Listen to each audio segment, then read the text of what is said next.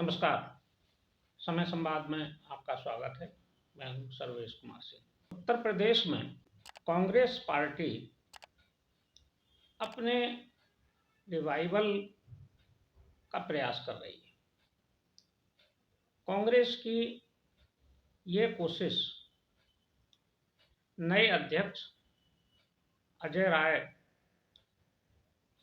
के द्वारा की जा रही है और इसको करने के पीछे कांग्रेस के पूरे संगठन को जो प्रेरणा मिली है, उसके पीछे हाल ही में हुए विधानसभा के चुनाव भी है। यूं तो विधानसभा चुनाव में कांग्रेस 3 राज्यों में बुरी तरह पराजित हुई। 2 राज्य उसके शासित थे, वो चले गए, छत्तीसगढ़ और राजस्थान। मध्य प्रदेश में कुछ कर नहीं पाई, लेकिन एक राज्य जो उसके पास नहीं था, तेलंगाना, वहां उसने सरकार बना ली और सत्तारूढ़ बीआरएस को सत्ता से बाहर कर दिया। तेलंगाना की जीत कांग्रेस के नेताओं में और पूरे संगठन में उत्साह पैदा करने वाली है। उसकी वजह यह है कि यहाँ तेलंगाना में कांग्रेस को अधिकांश मुस्लिम मतों का साथ मिला है। मुस्लिम मतदाता कांग्रेस की तरफ तेलंगाना में लौटा है, जिसकी वजह से कांग्रेस की वहां सरकार बनी और बीआरएस, जो कि अपने पूरे कार्यकाल में पूरे समय मुस्लिम तुष्टीकरण में लगी रही, मुसलमानों के लिए जितनी योजनाएं बीआरएस ने शुरू की उतनी देश के किसी भी राज्य में नहीं हुई जितनी चंद्रशेखर राव ने की। लेकिन उसके बावजूद मुस्लिम मत कांग्रेस के पक्ष में गए।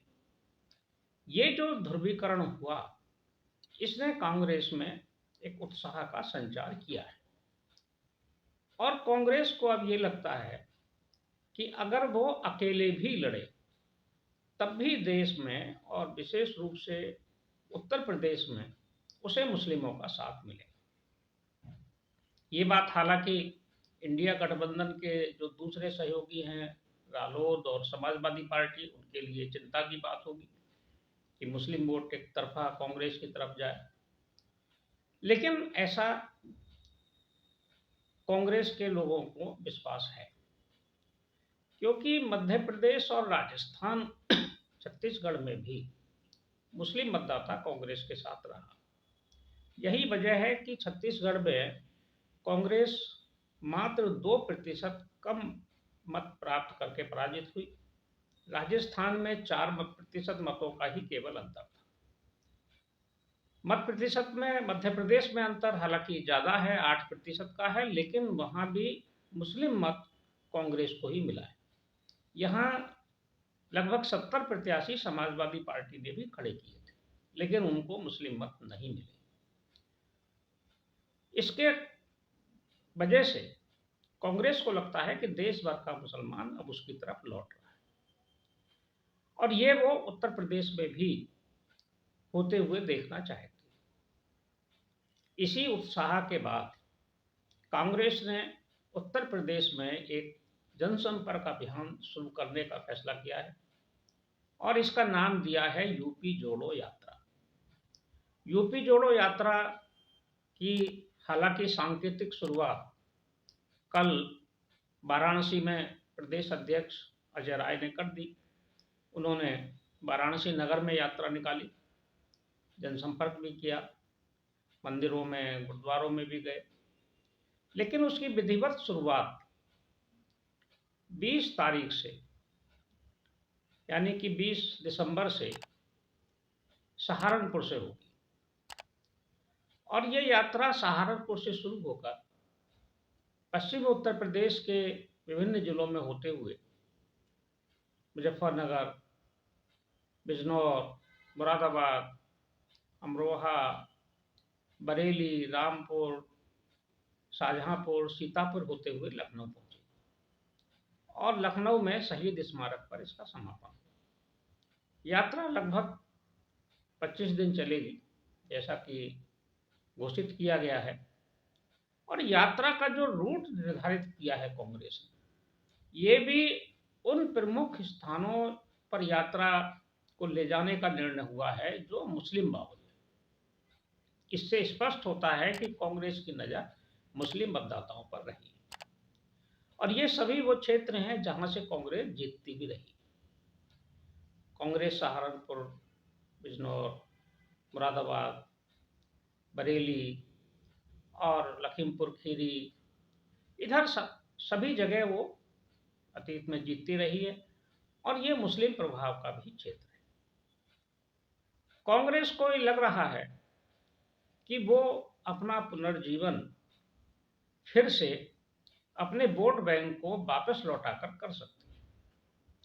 इसलिए कांग्रेस इस रणनीति पर भी काम कर रही है कि अगर इंडिया गठबंधन सफल होता है उत्तर प्रदेश में, अगर समाजवादी पार्टी और रालोद के साथ अगर समझौता होता है तो ठीक है, और अगर नहीं होता है तो अकेले लड़ा जाए। और अकेले लड़ने के लिए वो जनसंपर्क अभियान कर रही है, अपने वोटरों पर फोकस कर रही है। और ये उत्साह का संचार और ये विश्वास जो कांग्रेस को मिला है कि मुस्लिम मतदाता उसकी तरफ लौट सकता है, ये उसको तेलंगाना के चुनाव के बाद मिला है। और ये लग भी रहा है कि गठबंधन शायद उत्तर प्रदेश में ना हो, क्योंकि अखिलेश यादव ने भी स्पष्ट कर दिया है और कड़ा रुख अपनाया है। मध्य प्रदेश के चुनाव में तो काफ़ी तल्खी हो गई थी दोनों के बीच में और बहुत कुछ कहा अखिलेश यादव ने, लेकिन इधर जो उनका हाल का बयान है वो भी यह है कि वो उत्तर प्रदेश में सीटों के बंटवारे में निर्णायक भूमिका में रहना चाहते हैं और उनकी मंशा है कि वो कांग्रेस को उसके प्रमुख नेताओं की हैसियत के हिसाब से और कांग्रेस के प्रभाव के हिसाब से सीट छोड़ना चाहते हैं।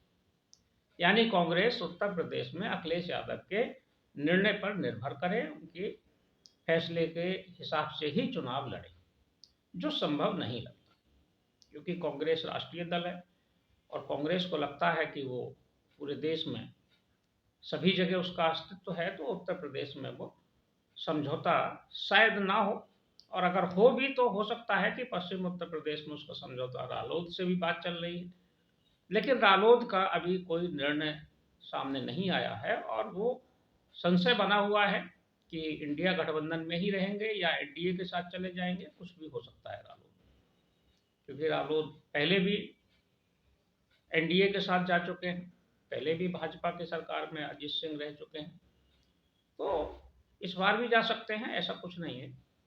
लेकिन उत्तर प्रदेश में कांग्रेस ने अपने रिवाइवल का जो प्रयास किया है, वो कांग्रेस के जो कार्यकर्ता बिल्कुल सुप्त प्राय हो गए थे या संगठन बिल्कुल मृत प्राय हो गया था जिलों में, उसमें भी संचार आएगा।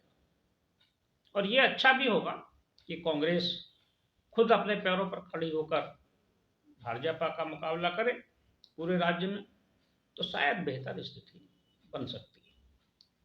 देखते हैं क्या स्थितियां बनेंगी, लेकिन अभी फिलहाल जो यूपी जोड़ो यात्रा है उसके जो रेस्पॉन्स है उसको देखना पड़ेगा, उसको कैसा समर्थन मिलता है, कैसे भीड़ जुटती है, कैसे कार्यकर्ता और नेताओं का जो सहयोग है वो मिलता है, और जनता का कैसा उत्साह नजर आता है। ये सब चीज़ों पर निर्भर करेगा कांग्रेस का आने वाला भविष्य। समय संवाद में आज बस इतना ही, कल फिर मिलेंगे किसी एक खास विषय के साथ। तब तक के लिए मैं सर्वेश कुमार सिंह आपसे विदा लेता हूँ। नमस्कार।